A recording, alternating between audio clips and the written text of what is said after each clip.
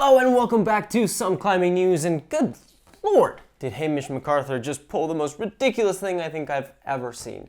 But that's not the only thing we'll be talking about today. We've got Jana Zvechova with a hard send in Oslo, Babsi Zangerl with yet another 9A+, a review of the action from the IFSC World Cup in Bali from this weekend, and more. So as always, don't forget to give a like, subscribe if you're enjoying these bi-weekly climbing updates, comment with your thoughts on all the goodies happening in the climbing world, and yeah, let's get into it.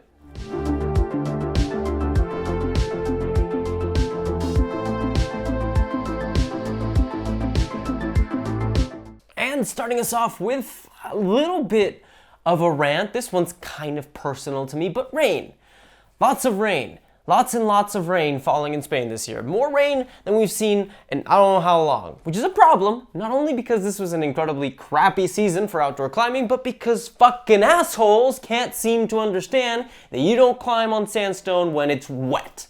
Yeah, that's right. I'm going on an ethics rant. What the hell is wrong with you people? 4. That's right, 4 ultra classics in Albarracín broke this season, including my goddamn project, because some stupid idiot couldn't wait a day before they got on it. Look, I get it. Albarracín is one of the best climbing destinations in the world. You paid a bunch of money to go, you think you're the main character, you think, who cares if it breaks? I don't live here. Well, guess what? You're ruining things for the rest of us who do actually care. My God, it's not that hard. Sandstone is soft. When it's wet, it gets softer. Water seeps into the rock. It loosens it up. It makes it, fragile and brittle. Like sand. It's in the goddamn name. Listen, it's great that climbing is becoming more popular. It is amazing that more people are getting into this sport. But with more people, inevitably means a higher amount of morons that don't care about what is and isn't okay to do. And those morons ruin everything for everyone, always. So you don't want to be that guy or girl. Don't be that guy or girl. Don't make me have to yell at you for getting on climbs with wet holes on them. And for anyone that doesn't know and wants to learn, sandstone is very porous. Not just the sandstone Albarracín, the sandstone freaking everywhere, okay? Water gets inside of it when it rains, which loosens it all up. When you put your body weight on it, it can very easily break. That isn't just dangerous for you, but it also ruins the climb for everyone else. My project, it's gone. It's gone. It's gone. Gone. Someone broke a keyhole on it. So even if it's climbable, it's not gonna be A, a lot harder or a lot easier, and as a result, B, no longer the same climb. Something that is completely avoidable if you just don't climb on wet rock. And listen, even if sandstone looks dry, the water seeps inside of it. That's what makes it prone to breakage. So when it rains, common ethic is to wait at least a full day before climbing on rock, because that way you know for a fact there's not water inside the little thingy. And I get it. It's an extremely hard thing to do, especially when you pay a bunch of money to travel somewhere specifically to climb and you get unlucky with the weather. You have a week, maybe 2 somewhere, and suddenly you've lost at least 2 days of climbing. That sucks. But you know what? Tough fucking titties. Suck it up and take some responsibility for your ethics. Jesus. Stop climbing on wet sandstone. Everywhere. Not just Albarracín. Everywhere. I'm gonna move on. It's ridiculous. I can't believe I had to do this. God damn it. So, Jana Zvechova, does anyone else feel like she kind of just came out of nowhere? I don't know, maybe that's just me, but I'd never heard of her, and then all of a sudden, it was like, damn, there's this chick out in Czechia getting stupid good links on Terra Nova, which I mean, she said Nova, which is like kind of the stand of Terra Nova. I mean, it's not really a stand, you're also sitting on the ground, but yeah, anyways, it's a few moves less than the full line, also 8C, so crazy hard. Anyways, that's not the point. Jana Zvechova, or Climbing Jane, is out in Oslo, and she just sent a climb called Mild Abuse of Terminology, which coincidentally is exactly what I was just doing with that whole stand, sit, start, traverse, NOLA, whatever the fuck it's called, Nova, Terra Nova. I'm going in circles. Good lord, what is wrong with me? Mild Abuse of Terminology. It's AP+/V14. It's the hardest line in Oslo, and Jana said it's her dream boulder. Technical heel hooks, small crimps, the exact opposite of what I like. Honestly, it sounds like a nightmare.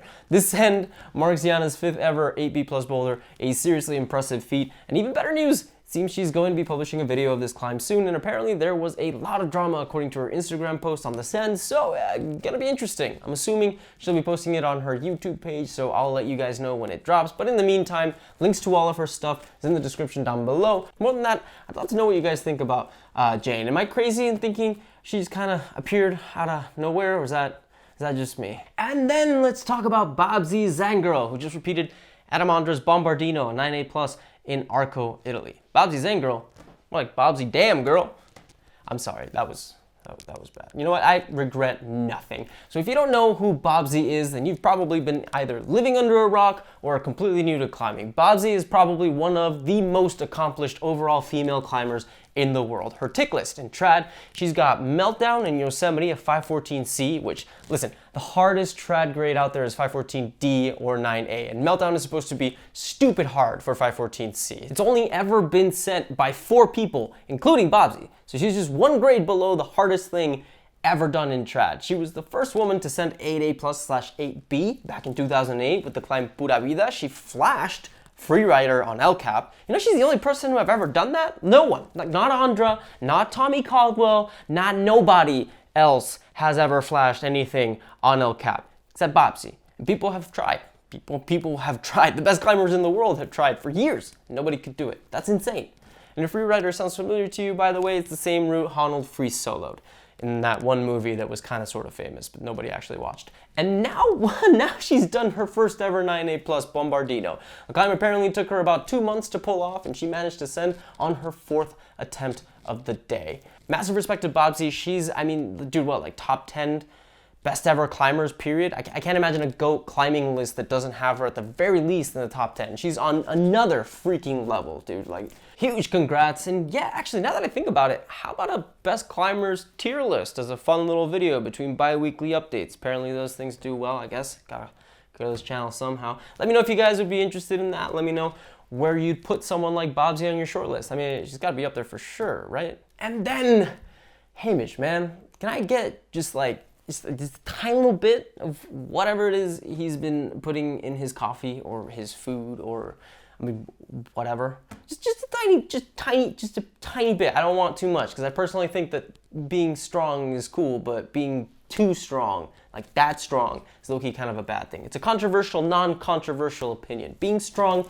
is good. Being too strong sucks. I know a guy in Madrid who can climb 8C, 8C+. Dude sent everything. He's got nothing left to do here. That's a bummer. You know what his sessions are like at the gym? Boring. Everything is like 2 grades below his flash level. That sucks. In a world where everyone is out there feeling all happy and proud of Hamish, I kind of feel sad for him. Dude can send one of the hardest boulders in the world in 2 hours. That sucks. He barely even got to climb that day. Just look at that little schedule thing he posted on Instagram. That's what, like a quick warm-up on a portable hangboard, 3 goes on one of the coolest climbs in the world, and that's it? Go home? Bummer, dude. Or maybe I'm just in denial and compensating for my own feelings of inadequacies. Maybe, I mean, you know, it's either one. Yeah, it's probably bad. But okay, now actually being serious, I don't think I've ever seen a more impressive thing in bouldering ever. This was akin to nothing. Nothing. It was. There has never been anything like this ever. Not even close. One of the hardest boulder problems in the entire world. And the dude did it in 2 hours. That is insanity. If Hamish was already at the top of the list of boulderers for a few people, this absolutely put him on everyone's short list. And I'm kind of just assuming you all know which boulder he did and that you've already seen the muse, but in case you haven't, no one mourns the wicked. This is start for Defying Gravity. The one boulder, Nathaniel Coleman, has like a full, 10-minute video analyzing how hard the move on it is. Yeah, that one.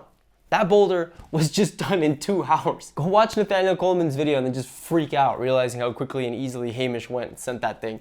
And just, watch the video. Mello legit wasted 0 time dropping. It's insane. Kid needs to go get on Nale's Sisu project like right now. We all know that thing's gonna be 9A+. He can do Burden of Dreams as a consolation prize if he doesn't send Sisu. It'll be fine. But this does actually raise a question. Well, 2 questions actually. The first, how strong are comp kits? Like, seriously, what the hell is going on? And 2, how far are we actually from the true limit of human climbing abilities? It's a good question, right? Because it's kind of like marathon times. Like at some point you see that a lot of people have gotten really, really close to hitting sub 2 hours, but no one's yet gotten past it, which means sub 2 is probably at around the limit of what humans can do. With bouldering, I mean, we just saw someone make one of the hardest boulder problems in the world look casual. So where's the limit? Is Hamish just a climbing freak, like a complete outlier, or is he just, I guess you could say, like evidence of what a much larger number of people could reach if they had his dedication, his training, all that stuff? It's an interesting question. I'd love to pass on to you guys, so let me know what you think in the comments below. And speaking of ridiculously strong Brits, let's talk Lead World Cup in Bali from this weekend. Starting with the women, Laura Rogora just barely had the podium swiped away from her by Japan's Ai Mori, who managed to win a bronze medal. Ai Mori actually did the whole route, but unfortunately she timed out and didn't clip in time, meaning that her top didn't actually count. It seems that kind of happened because she was struggling with a pretty reachy and powerful move, so yet again, it's another example of her lack of explosiveness really kind of hurting her. You know, I can't help but wonder why she doesn't seem to want to train that, but yeah.